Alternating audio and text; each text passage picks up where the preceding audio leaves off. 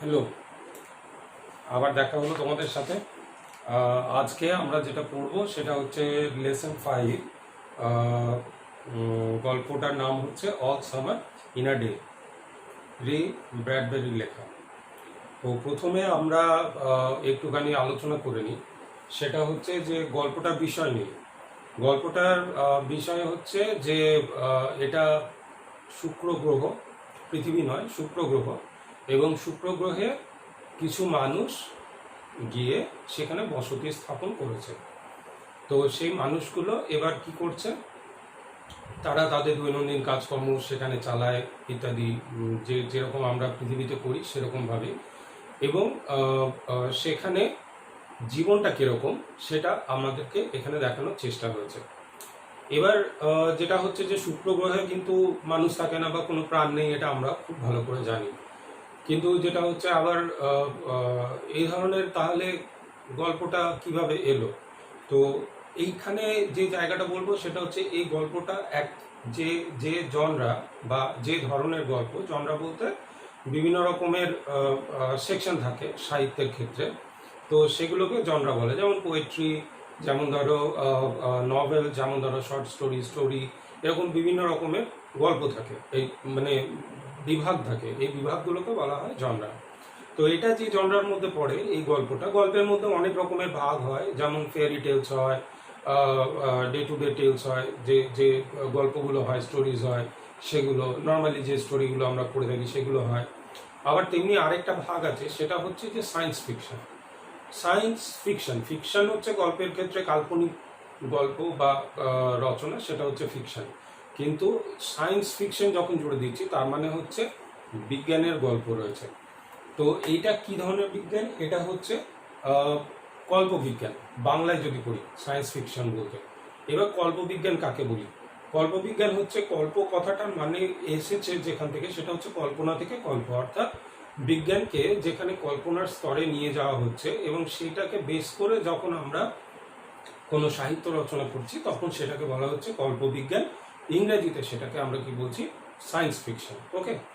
তো এবার এই যে সায়েন্স ফিকশনের গল্প, এই সায়েন্স ফিকশনের গল্পগুলো কিভাবে হয়? সায়েন্স ফিকশনের গল্পগুলো সাধারণত দেখা যায় সায়েন্স আমাদেরকে বিভিন্ন রকম তথ্য দেয়, যেমন আমাদের পৃথিবী কেমন, পৃথিবীর বাইরে আরও যে সমস্ত গ্রহ উপগ্রহগুলো রয়েছে তারা কেমন, সেই জায়গাগুলো আবহাওয়া কীরকম, সেখানে বাতাস আছে কিনা, জল আছে কিনা। নিরন্তর গবেষণা এগুলো নিয়ে চলছে এবং এগুলো নিয়ে তথ্য আমরা কি করছি, আমরা পেয়ে যাচ্ছি, সায়েন্সের তরফ থেকেই পাচ্ছি। তো এবার এই তথ্যগুলোকে ভিত্তি করে যখন একজন লেখক, তিনি তো কল্পনাপ্রবণ লেখক, যখন এটা কল্পনা করছেন যে সেখানেও যদি জীবন থাকতো, সেখানেও যদি আমরা বসতি স্থাপন করতে পারতাম, তাহলে সেই জায়গার জীবনটা কেমন হতো, বা সেখানে যদি মানুষ পৌঁছে যেতে পারতো, বা যদি কোনো ভিন গ্রহের জীব থাকে তাহলে সেই জায়গাটা কেমন, তখন সেগুলো হবে সায়েন্স ফিকশনের গল্প।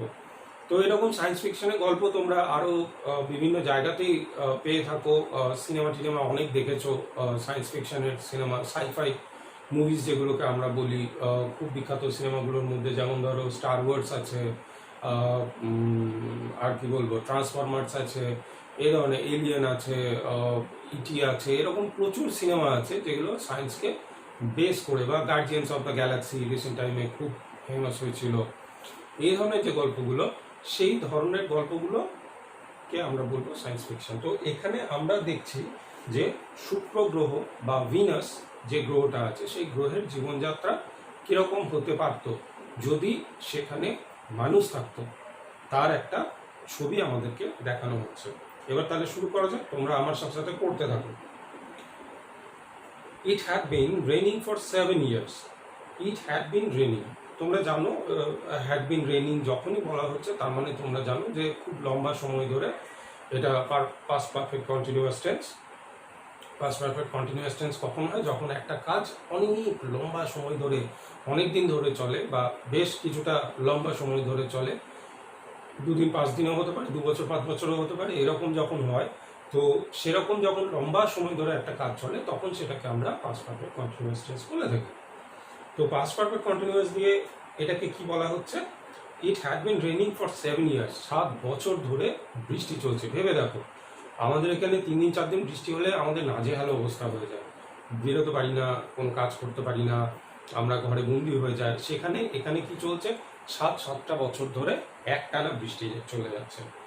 Thousands upon thousands of days filled from one end to other with rain. হাজার হাজার দিন ধরে কি হচ্ছে, এক প্রান্ত থেকে, গ্রহের এক প্রান্ত থেকে আরেক প্রান্ত যদি ধরা হয় তাহলে তারা এই বৃষ্টির জলে ভরে উঠছে। The days were filled with a gush of water and endless showers. তো days were filled, বিভিন্ন যে দিনগুলো পেরোচ্ছে, এই যে হাজার হাজার দিন বলা হচ্ছে পেরিয়ে যাচ্ছে, সেই দিনগুলো কিসের মধ্যে দিয়ে, gush of water and endless shower. তো এখানে বলা হচ্ছে যে গাশ মানে হচ্ছে ফ্লো, ঠিক আছে, প্রবাহ। তো প্রচুর জলোচ্ছ্বাস স্বাভাবিক, 7 বছর ধরে যদি একটানা কোথাও বৃষ্টি চলে, টানা বৃষ্টি যদি চলতে থাকে তাহলে তো সেখানে জলপ্রবাহ জলোচ্ছ্বাস হবেই। তো gush of water and endless shower, endless অর্থাৎ যার কোনো বিরাম নেই, অবিরাম চলছে, শাওয়ার হচ্ছে বৃষ্টি।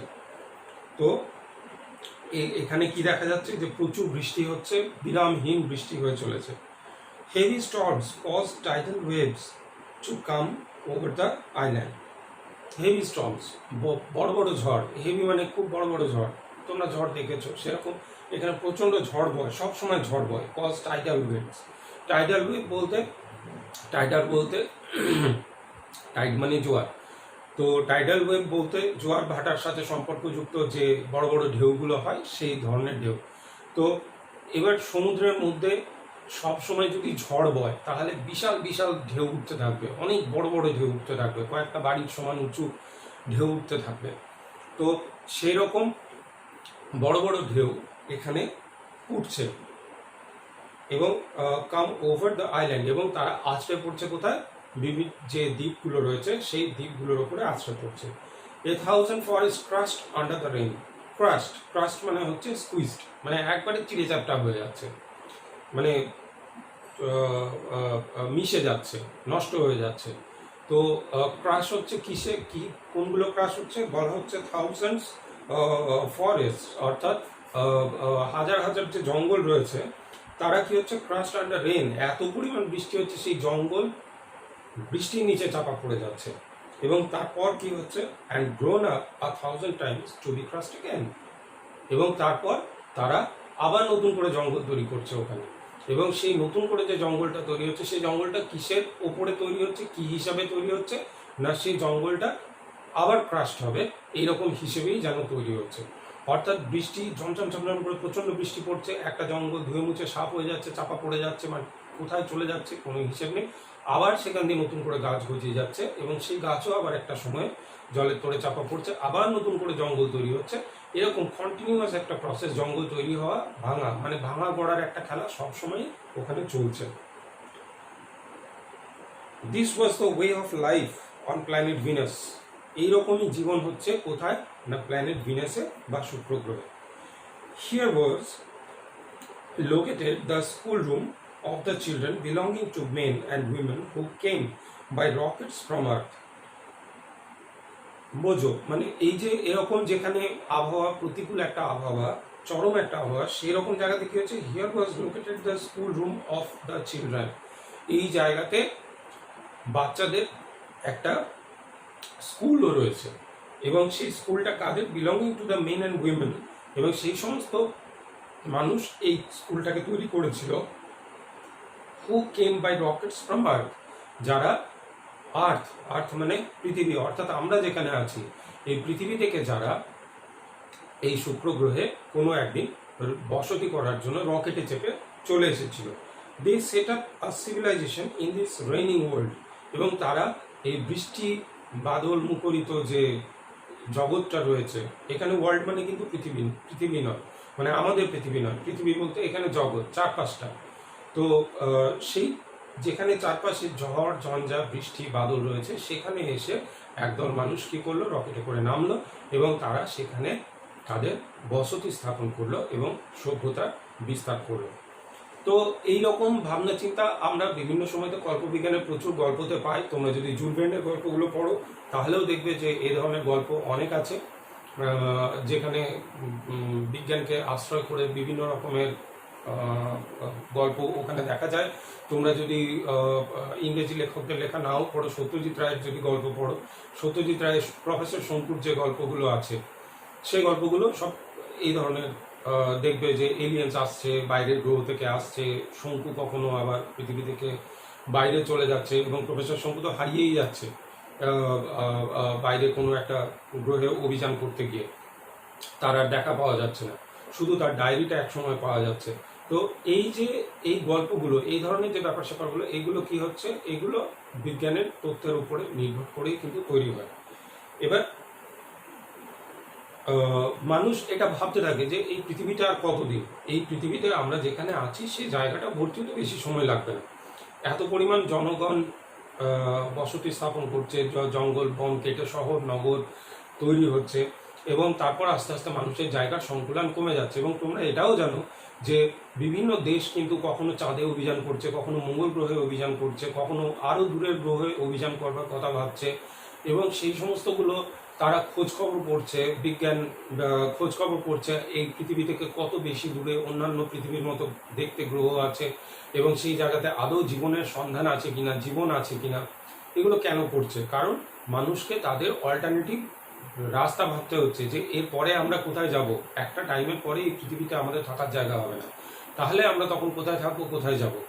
তো সেই ভাবনা থেকেই কিন্তু এই কোয়েস্টগুলো চলে বা খোঁজগুলো চলে, এবং সেই খোঁজগুলোর উপরে ভিত্তি করে আবার কি হয়, কল্পবিজ্ঞানের গল্পগুলো লেখা হয় যে সত্যি যদি মানুষ অন্য গ্রহে চলে যায়, সেখানে যদি থাকে, তাহলে পরে তারা কিরকমভাবে জীবনযাপন করবে।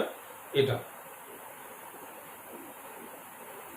রেডি রেডি নাও শুন রেডি। একজন প্রশ্ন করছে যে আমরা কি তাহলে তৈরি এবার? আরেকজন বলছে হ্যাঁ তৈরি। আরেকজন বলছে না এক্ষুনি, এক্ষুনি হবে। আরেকজন বলছে না এক্ষুনি হবে না, কিন্তু খুব তাড়াতাড়ি ঘটতে চলেছে। Will it happen today? Will it? তো আজকেই কি ঘটতে চলেছে? আজকেই কি ওটা ঘটবে? Look look see for yourself, যে দেখো দেখো, তুমি নিজেই দেখে নাও বাইরের দিকে। অর্থাৎ এগুলো কিন্তু একটা কথোপকথন চলছে পরপর, এবং এই কথোপকথনগুলো কাদের মধ্যে চলছে? বাচ্চাদের মধ্যে চলছে। ছোট ছোট বাচ্চা, স্কুলের যে সমস্ত বাচ্চা, তাদের মধ্যে কথোপকথনগুলো চলছে। কেউ বলছে আজকেই হবে, আজকেই ঘটনাটা ঘটতে চলেছে। কেউ বলছে যে কখন হবে, কেউ বলছে তাড়াতাড়ি হবে। তো এরকমভাবে ওরা নিজেদের মধ্যে হই হল্লা করছে। The children in the school room chattered and pressed to each other like so many roses. তো বাচ্চাদেরকে এখানে দেখো সুন্দর একটা ইমেজারি ব্যবহার করা হয়েছে, বাচ্চাদেরকে গোলাপের সাথে তুলনা করা হয়েছে। এবং চ্যাটার্ড হচ্ছে অনেকগুলো ছোট বাচ্চা, তোমরা জানো, তোমরা নিজেরাও যখন ছোট ছিলে, এখনো বড় হয়েও করো। তো সেখানে যখন অনেকজন একসাথে থাকে তখন কি হয়, একটা হই হুল্লোড় এর পরিবেশ তৈরি হয়। তো সেরকম একটা হই হুল্লোড়ের পরিবেশ এখানে তৈরি হয়েছে, নিজেদের মধ্যে তারা গল্প করছে, চাচামেচি হই হুল্লোড় করছে, এবং ঠেলাঠেলি গায়ে গায়ে, মানে ঠেলাঠেলি মানে ঠেলে ধাক্কা দিয়ে ফেলে দিলাম সেটা না, কিন্তু এ ওর কাছে যাচ্ছে, ও তার কাছে যাচ্ছে। ঠিক যেরকম মনে হচ্ছে যে একটা বাগান, সেই বাগানে অনেক ফুল আছে, বাতাসে ফুলগুলো যেরকম, গোলাপ ফুলগুলো তাদের মাথা নাড়ায় দোলায় এবং যেমন সুন্দর লাগে, ঠিক সেই রকম ফুলের মতো সুন্দর সুন্দর বাচ্চারা যেন এখানে ক্লাসের মধ্যে রয়েছে, নিজেদের মধ্যে গল্প করছে। এবং they peered out of the window to look at the hidden sun. তারা জানলা দিয়ে বাইরের দিক থেকে তাকালো এবং সূর্যর দিকে দেখার চেষ্টা করলো, যে যদি, যে হিডেন মানে হচ্ছে লুকিয়ে থাকা, তো লুকিয়ে আছে যে সূর্যটা, সেটাকে যদি দেখতে পায় সেই চেষ্টা তারা করতে লাগলো। ইট রেইন, অর্থাৎ তখনও কিন্তু বৃষ্টি চলছে। It's stopping. একজন প্রচন্ড উত্তেজিত, সে বলছে এই এবার বৃষ্টি থামছে, বৃষ্টি থামছে। তো বাচ্চারা এগুলো করেই থাকে, উৎসাহ ভরে তারা এরকম বিভিন্ন কিছু ইনফরমেশন শেয়ার করে। The children were all 9 years old. যতগুলো বাচ্চা ওখানে ছিল সবারই বয়স কত? 9 বছর। When the sun came out last time 7 years ago, they were too young. যখন যখন সূর্যকে দেখা গেছিল আজ থেকে 7 বছর আগে, তখন তাদের বয়স কিন্তু অত্যন্ত অল্প, তারা অত্যন্ত ছোট। They could not recall the sun when it came out for just an hour and showed its face to the stunned world. এবং তারা they could not recall, তাদের মনে নেই, রিকল মানে হচ্ছে মনে করা, স্মৃতিশক্তিতে চাপ দিয়ে যে জিনিসটাকে মনে করা হয় সেটাকে রিকল বলা হয়। তো দে কুড নট রিকল, তারা মনে করতে পারে দ্য সান, সূর্যকে তারা মনে করতে পারে when it came out for just an hour, যখন এই সূর্যটা একবার 1 ঘন্টার জন্য একবার দেখা দিয়েছিল বা দৃশ্যমান হয়েছিল। And showed its face to the stunned world, এবং সূর্য দেখা দিয়েছিল শোড ইটস ফেস, ফেস মানে মুখ, সূর্যের তো মুখ নেই, কল্পনা করা হচ্ছে না। তো সূর্যটা যখন দেখা দিয়েছিল শোড ইট ফেস মানে হচ্ছে দেখা দিয়েছিল টু দ্য স্টান ওয়ার্ল্ড, স্টান বলতে অবাক, অর্থাৎ অবাক আমরা কখন হই, যখন যে জিনিসটা আমরা দেখতে পাই না, যে জিনিসটা আমরা খুব কম দেখি, খুব কম হাতের কাছে পাই, সেই জিনিসটাকে হঠাৎ পেয়ে গেলে পরে তখন কিন্তু আমরা অবাক চোখে দেখি। তো এখানেও সূর্যটা 7 বছর বাদে বাদে একবার করে আসে, তাও আবার 1 ঘন্টার জন্য আসে। তো স্বাভাবিকভাবেই তারা প্রচণ্ডভাবে অবাক হয়ে গেছিল, কিন্তু বাচ্চাগুলোর সেই স্মৃতিটা মনে নেই। 2 বছরের বাচ্চার আর কত স্মৃতি মনে থাকবে। All day yesterday they had read in class about the sun.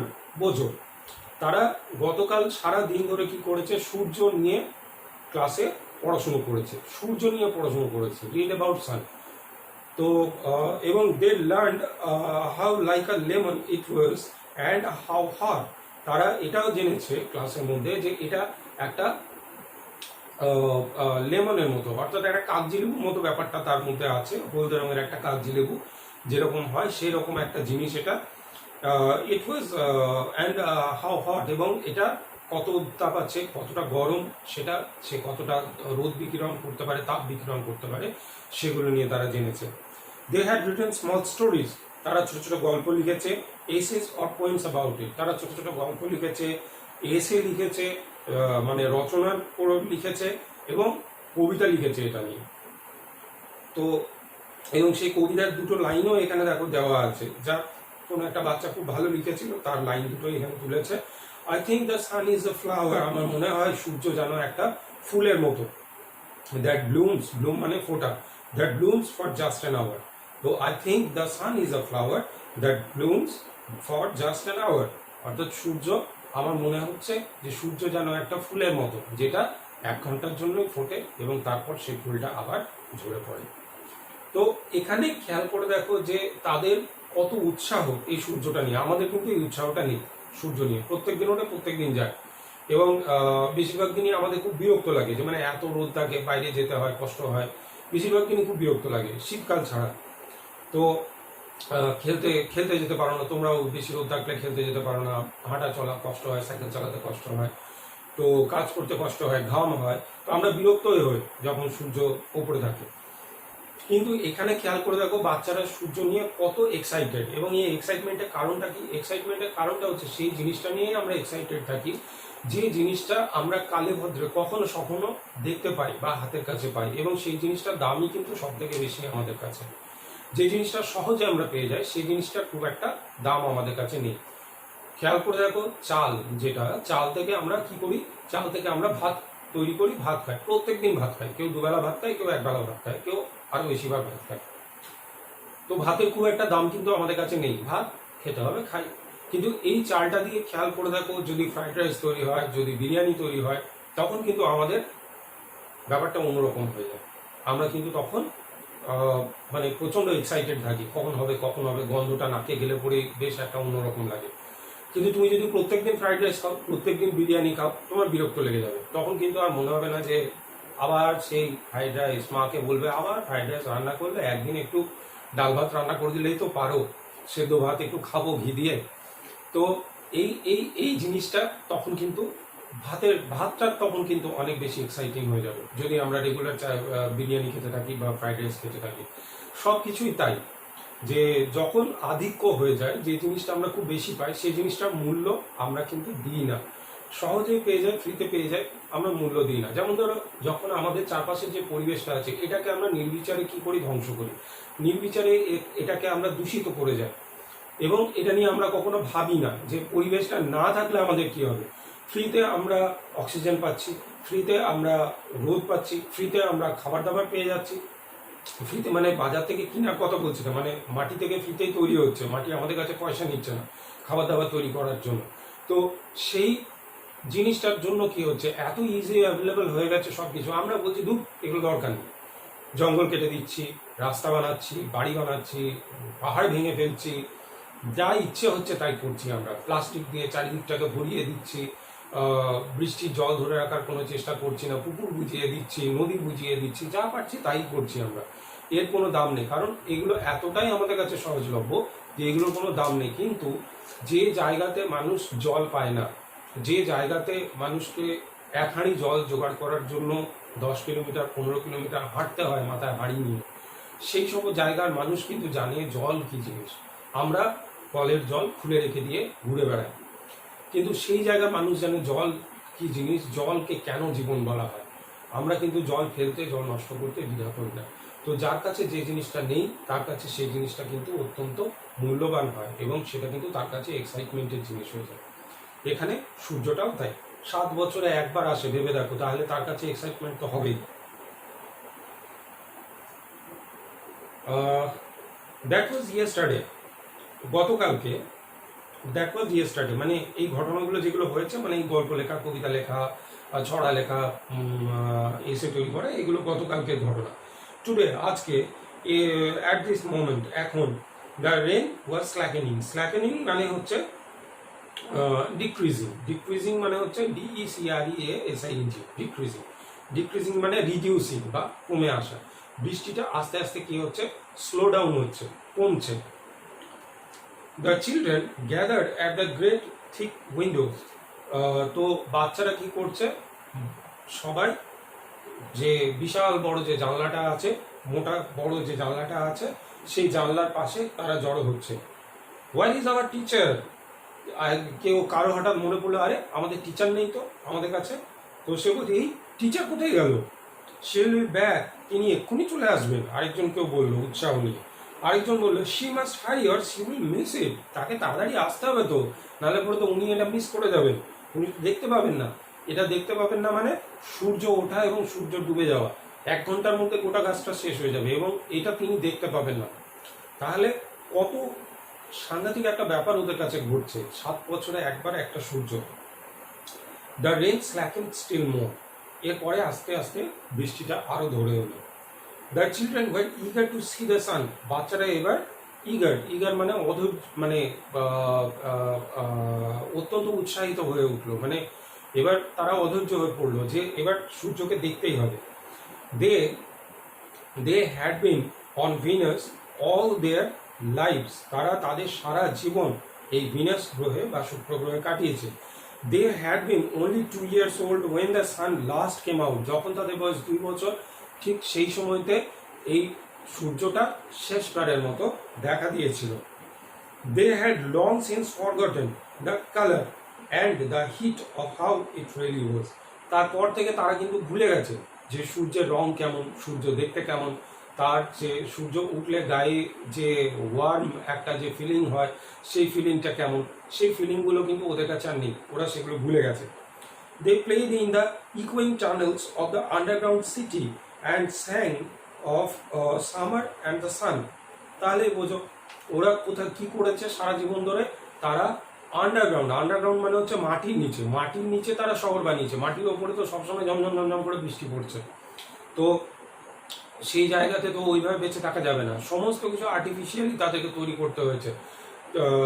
জিনিসপত্র, খাবার দাবার উৎপন্ন কিভাবে হবে, তৈরি হবে, সেই সব ব্যবস্থা তাদেরকে কি করতে হয়েছে, আন্ডারগ্রাউন্ডেই তাদেরকে তৈরি করতে হবে। এবং আন্ডারগ্রাউন্ডের মধ্যে টানেল আছে, টানেল বলতে সুড়ঙ্গ তৈরি করা আছে, একদিক থেকে অন্যদিকে গোটা গ্রহ জুড়ে তৈরি করা আছে এবং সেই জায়গাতে উন্নত ব্যবস্থা করা আছে, ঘর বাড়ি তৈরি করা আছে মাটির নিচে, সেইখানেই তারা থাকে, সেখানেই তারা খেলা করে।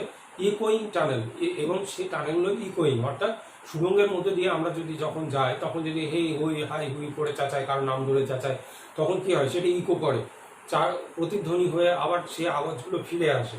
তো সেই টানেলের মধ্যে ওরা সারা জীবন খেলে খেলে বড় হচ্ছে।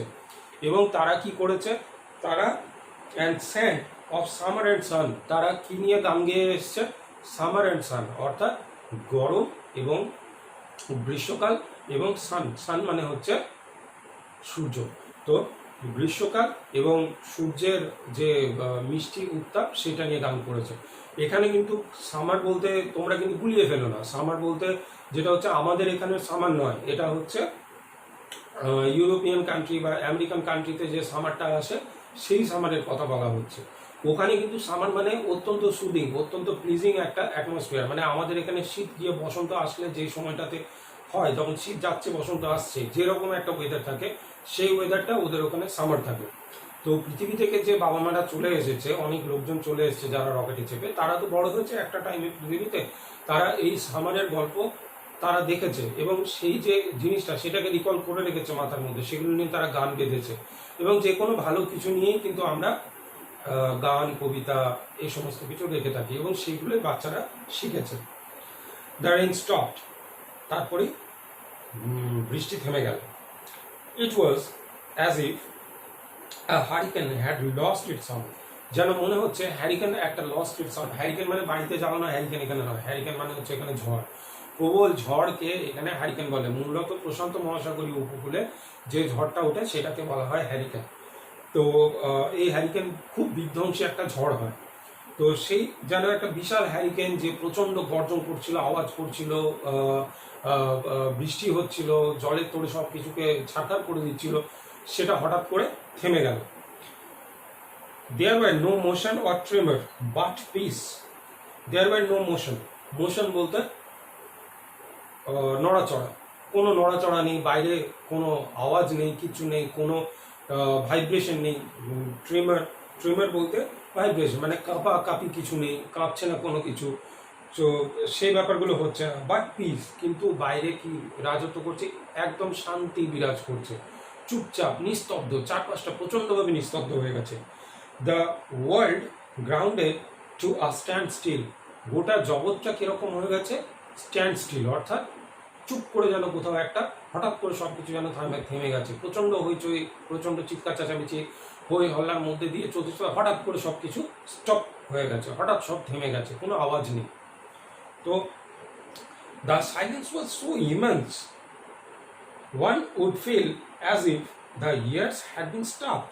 ইমেন্স, ইমেন্স মানে হচ্ছে হিউজ, গ্রেট মানে বিশাল, প্রচণ্ড। সাইলেন্স, এখানে এই যে নিস্তব্ধতা, এই নিস্তব্ধতার পরিমাণ এত বেশি ছিল যে কারণ মনে হচ্ছে যে কানের মধ্যে বোধহয় কিছু দিয়ে গুঁজে কানটাকে বন্ধ করে দেওয়া হয়েছে। স্টাফড মানে হচ্ছে পুড়ে দেওয়া, ঠেসে ঠেসে ভরে দেওয়া। তো কানের মধ্যে বোধহয় সব কিছু একটা জিনিস দিয়ে কানটাকে বন্ধ করে দেওয়া হয়েছে, যার জন্য আমাদের কানের মধ্যে দিয়ে কোনো আওয়াজ ভেতরে প্রবেশ করছে না। এবং এই সাইলেন্সটা কেন এত বেশি ইমেন্স, আসছি সেখানে। The children put their hands to their years, বাচ্চারা কি করলো, কানের মধ্যে তাদের হাত দিল। They stood apart, তারা ছাড়া ছাড়া হয়ে দাঁড়িয়ে পড়লো। দ্য ডোর স্লিপ ব্যাক, দরজাটা আস্তে আস্তে পেছনের দিকে খুলে গেল। এখানে খেয়াল করে দেখো যে নিস্তব্ধতা, এই যে নিস্তব্ধতাও আমরা সবসময় কল্পনা করি যে নিস্তব্ধতা কিরকম, নিস্তব্ধতার যে কত ভয়ঙ্কর হতে পারে সেটা এখানে বোঝা যাচ্ছে। ভয়ঙ্কর ঠিক নয়, মানে অদ্ভুত একটা ফিলিং দেবে, সেই জিনিসটা বোঝা যাচ্ছে। এখানে কিরকম হচ্ছে যে সব সময় ওরা জন্ম থেকে এখনো পর্যন্ত ওরা সবসময় কিসে অভ্যস্ত, এক টানা বাইরে কোনো একটা আওয়াজ চলছে, দাপাদাপি চলছে, সেই রকম আওয়াজের মধ্যে ওরা অভ্যস্ত, কান সে আওয়াজটা নিতে অভ্যস্ত।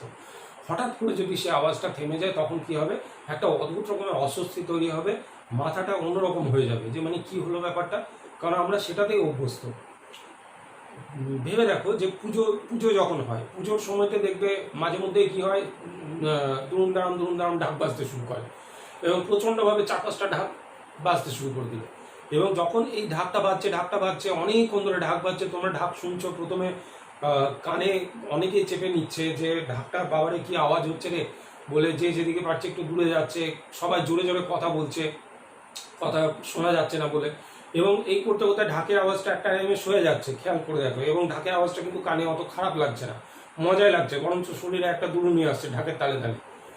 তারপরে হঠাৎ করে যখন ঢাকের আওয়াজটা থেমে যায় তখন কীরকম অবস্থা হয়, চারপাশটা মনে হয় কীরকম যেন একটা হয়ে গেল, কানের কাজটা কীরকম একটা যেন অস্বস্তি হয়, মাথার ভেতরটা কেমন যেন একটা বুবো করে, কি হলো হঠাৎ করে, আমরা চেঁচিয়ে কথা বলছিলাম সেটাও কেমন যেন একটা অস্বস্তিকর লাগে, যে ধাঁধা লেগে যায় সমস্ত কিছুতে। ঠিক ওই জিনিসটা কিন্তু ওদের ক্ষেত্রেও হচ্ছে। The smell of the silent waiting world come to them. The smell of silent মানে হচ্ছে নিস্তব্ধতা, নিস্তব্ধতার যে গন্ধ, এখানে এটাকে একটু কাব্য করে বলা হয়েছে। নিস্তব্ধতার গন্ধ বলতে এটা একটা ফিলিং, আলাদা করে নিস্তব্ধতার কোনো গন্ধ থাকে না, সেটা একটা ফিলিং। সেই ফিলিংটা আমাদেরকে কি করে, একটা অত্যন্ত আরাম দেয়, মনের মধ্যে একটা ভালো আরাম দেয়। সেই আরামের কথা বলা হচ্ছে waiting world, waiting world come to them. তো এই যে নিস্তব্ধ, শান্ত, স্নিগ্ধ যে বাইরের জগৎ, সেইটা তাদের সামনে উদ্ভাসিত হলো। দরজাটা আস্তে আস্তে যখন স্লাইড করলো, স্লাইড মানে দরজা এরকমভাবে খোলেনি, দরজাটাকে এক পাশ থেকে আরেক পাশে ঠেলে সরিয়ে দেওয়া হলো। দ্য সান কেম আউট, সূর্য এরপরে দেখা দিল।